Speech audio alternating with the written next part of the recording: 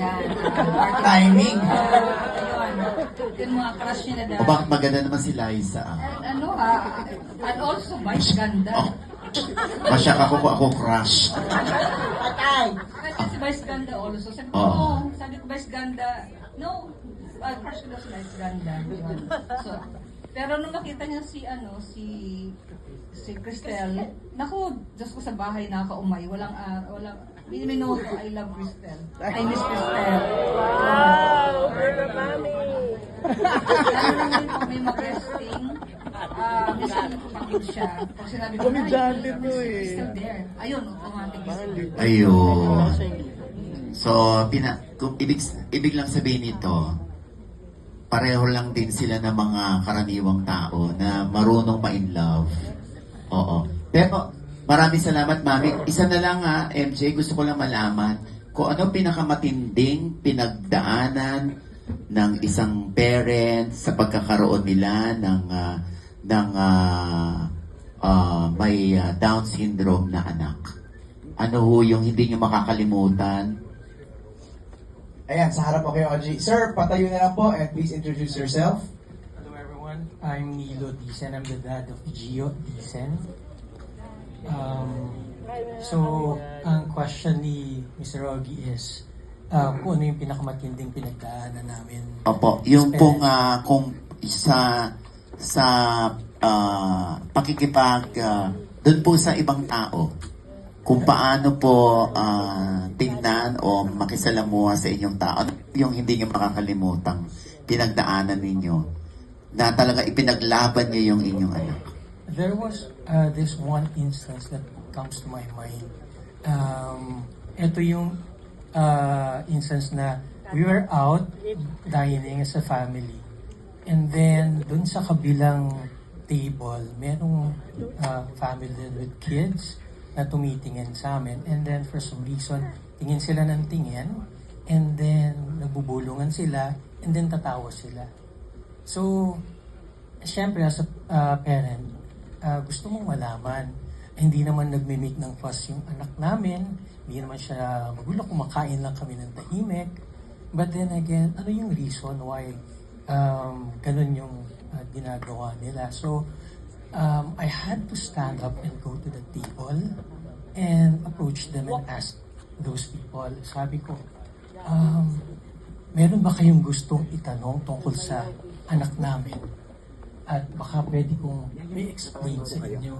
Meron ba kayong gustong itanong? And then, tumigil sila. Tinignan lang nila ako. Kasi I think just them being themselves, malaki yung prejudice ng society against them. And yun yung nakikita ko na value ng movie na ito. That's the reason why I'm very thankful kay Miss Sylvia for, taking the risk in producing this movie, and kay Direk for the story that she wrote about yung kids namin. Kasi alam naman natin nowadays na yung mga ibang groups, yung post nila, I won't mention na lang kung ano yung mga groups na yun, but they're making advances already. But our kids, walang nag-champion ng cause nila. Kasi hindi naman sila marunong mag-advance ng cause nila by themselves.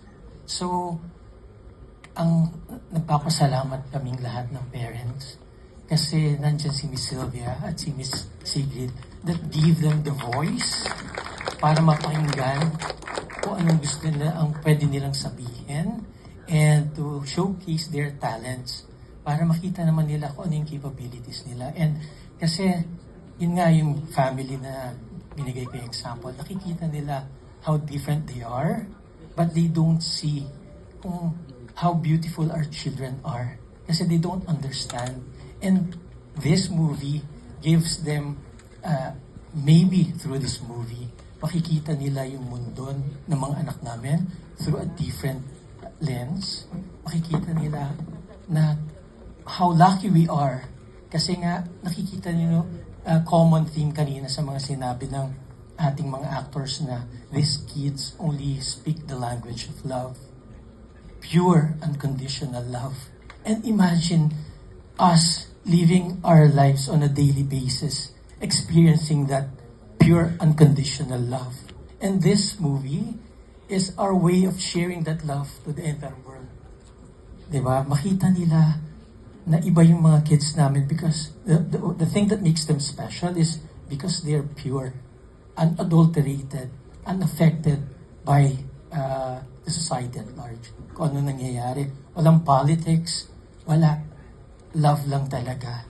And if you're going to think about it, anong difference sa kanila? Meron silang extra chromosome.